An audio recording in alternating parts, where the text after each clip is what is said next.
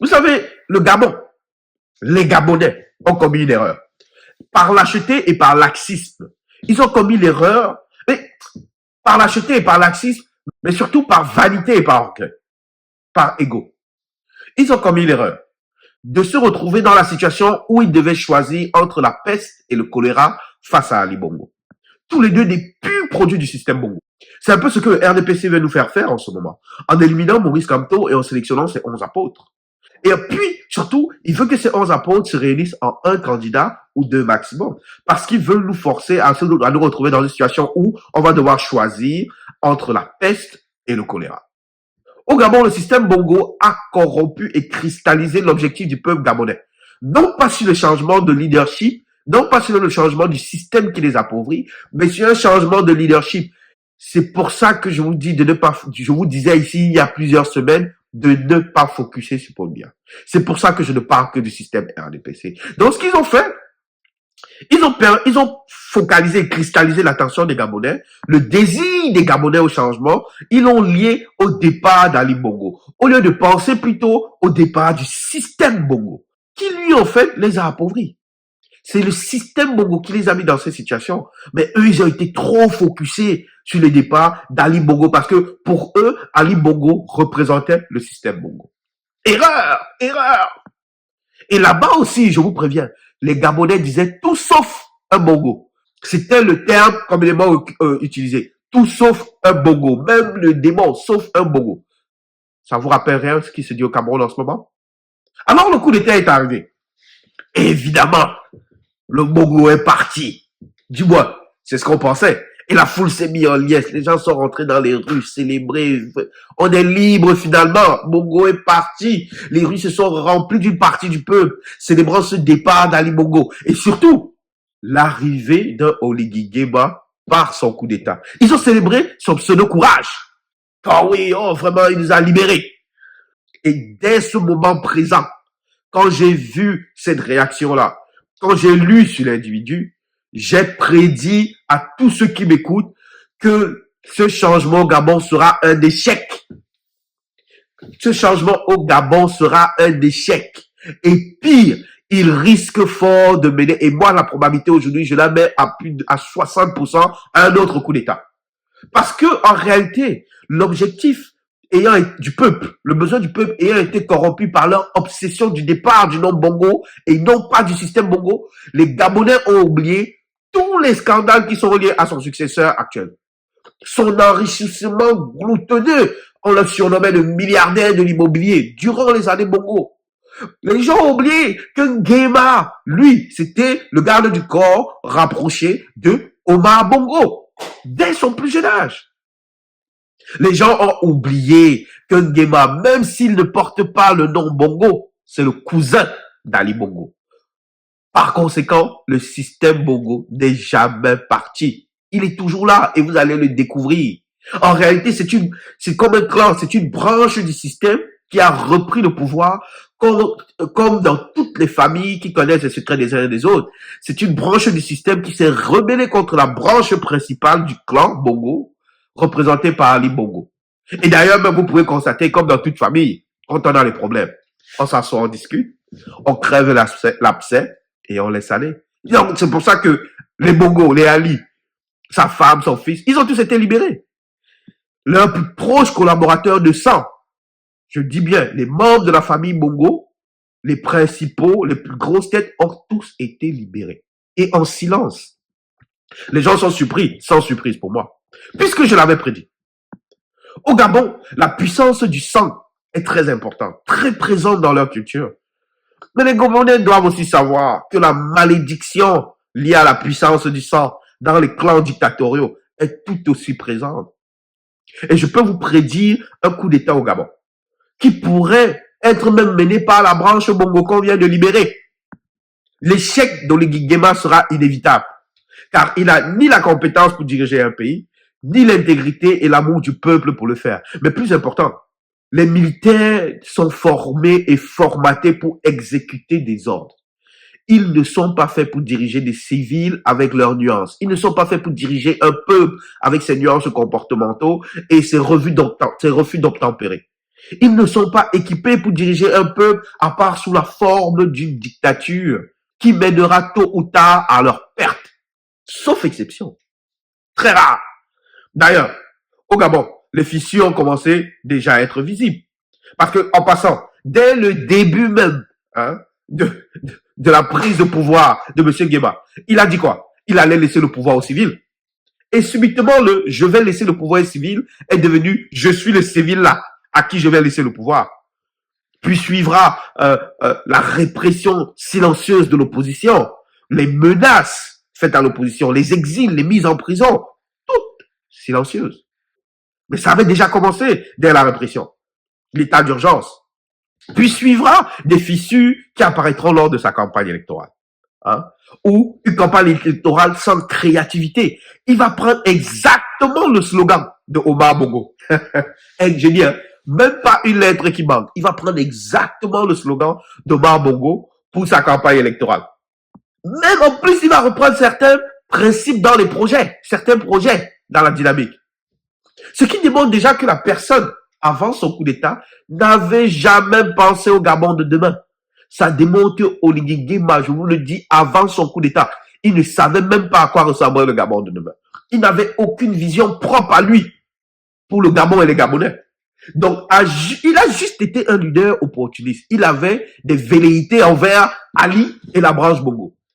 En étant membre d'une faction du système Bolo qui voulait simplement en découdre avec la branche principale. Un Bongo a remplacé un autre Bongo. Même s'il ne porte pas le même nom. Et évidemment, les autres fissures qui vont suivre vont mener à leur échec. Hein. Vous voyez, des promesses sans plan d'action crédible, hein, des promesses irréalisables. D'ailleurs, de part, et c'est son incompétence. C'est son incompétence. Et l'autre signe qui était très visible dès le début de sa prise de pouvoir, c'est son discours sur les étrangers. Je me rappelle cette scène où il a offert des taxis aux jeunes Gabonais qui ont célébré. Les gens ont célébré. Mais j'ai répondu à une connaissance gabonaise, j'ai vu cela avec une énorme tristesse. Un pays comme le Gabon qui aurait pu être le Qatar ou l'Arabie Saoudite de l'Afrique. Alors, je me suis rendu compte que le peuple gabonais n'est pas différent du peuple camerounais. Formaté pour aspirer à peu, à moins, mentalement détruit, pour ne se contenter que du moins pire et de ne jamais vouloir le meilleur. Mais c'est surtout de la faute du peuple gabonais. Nous sommes en 2025. Et c'est surtout de la faute du peuple camerounais. Nous sommes en 2025. Vous voyez sur Internet, vous avez accès au monde. Donc vous savez qu'on peut aspirer à mieux, on peut mériter mieux. Mais vous choisissez de rester dans cette passivité-là. Mais est-ce que vous imaginez l'Arabie Saoudite ou le Qatar? Venez dire qu'être chauffeur de taxi pour les Saoudiens et les Qataris, c'est un travail d'avenir pour leur jeunesse? Est-ce que vous imaginez, même dans votre tête, est-ce que vous imaginez ça? Même en France, hein, est-ce que vous imaginez les Français dire ou aux États-Unis que vraiment le travail de chauffeur de taxi, c'est l'avenir? Ça correspond à notre président incompétent qui nous expliquait que les conducteurs de moto, c'est le travail de la jeunesse. Croyez-vous un seul instant qu'un pays aussi riche que le Qatar et l'Arabie Saoudite viendrait expliquer à ces jeunes qui souffrent parce que les étrangers ont pris le monopole du métier de taximan au point d'offrir aux jeunes Gabonais des taxis? La réponse est non. Dans ces pays-là, les métiers comme taximan ou des métiers informels sont majoritairement effectués par les étrangers. C'est un signe de développement. Car les gouvernements de ces pays ont offert à leur peuple des conditions privilégiées qui n'existent que dans les rêves des Européens et dans l'inimaginable des États-Unis. Ces pays-là ont mis leur peuple, comme on dit, bien.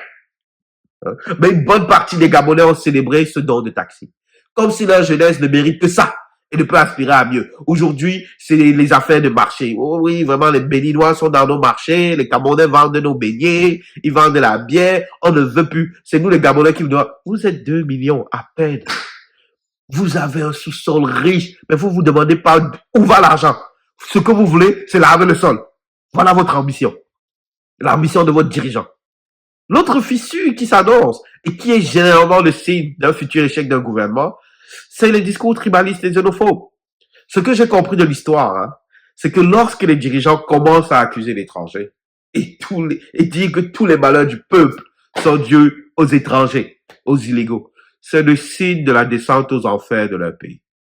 C'est le signe de la décrépitude économique de leur pays et de l'abandon de leur peuple par leurs dirigeants.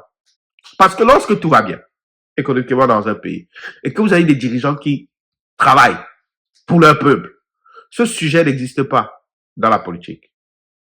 En fait, ce sont les postes hautement rémunérés, hein, qui sont principalement dédiés aux nationaux. Les étrangers se battent avec ce qu'ils peuvent, hein, parce que les nationaux, en réalité, ces sujets n'existent pas dans la politique, dans des pays sérieux qui prennent soin de leur peuple, parce que les nationaux ont le ventre plein.